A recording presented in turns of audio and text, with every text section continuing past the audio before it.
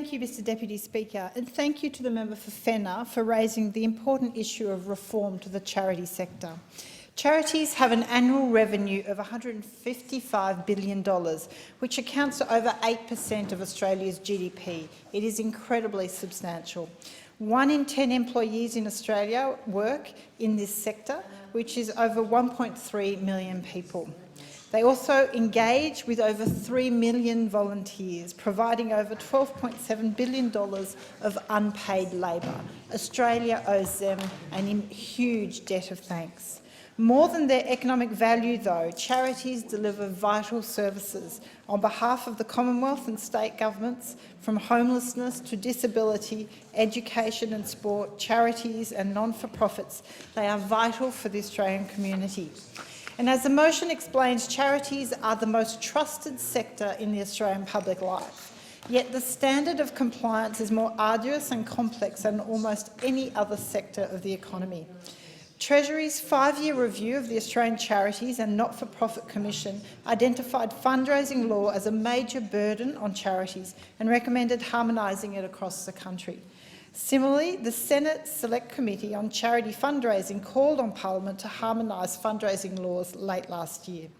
The reporting requirements imposed on charities by government are far more stringent than that applied to corporate engagements, and compliance of fundraising activities is complicated by 7 different state and territory regimes imposed across the country.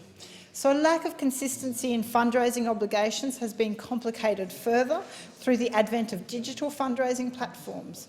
For example, in South Australia, being a registered charity with the Australian Charities and Non-Profits Commission is sufficient to give you the right to fundraise, but that's not the case in other jurisdictions. In New South Wales and most other states and territories, you have to apply separately to the relevant state authority to fundraise, and then that application comes with a whole set of additional compliance obligations.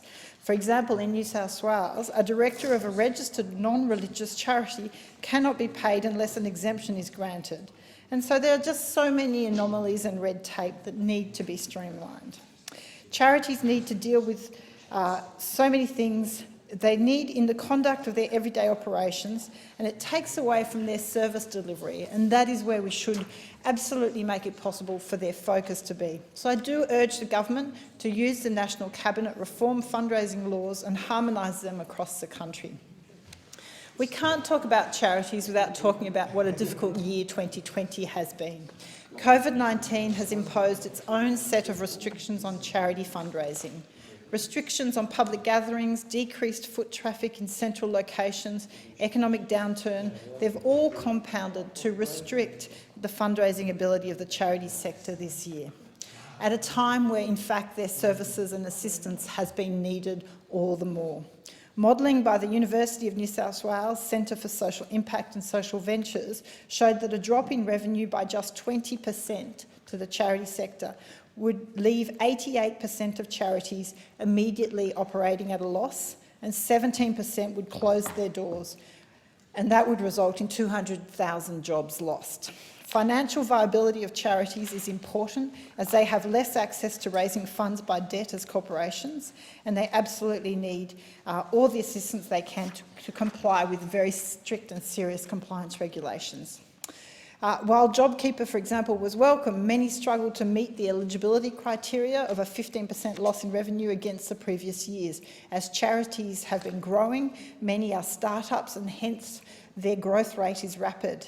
And while they were not down on 15% on last year, they were 80% down against their projections, and demand for their services was much higher.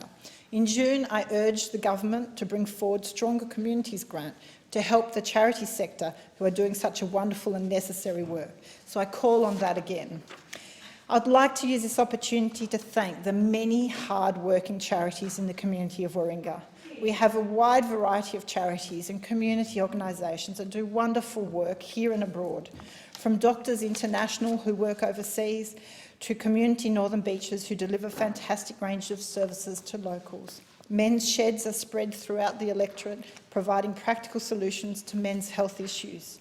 And the Royal Far West has been educating and caring for the health of children from regional areas at Manly Beach since 1924. There are so many amazing mental health and sporting and disability charities across the electorate, far too many to name, but thank you.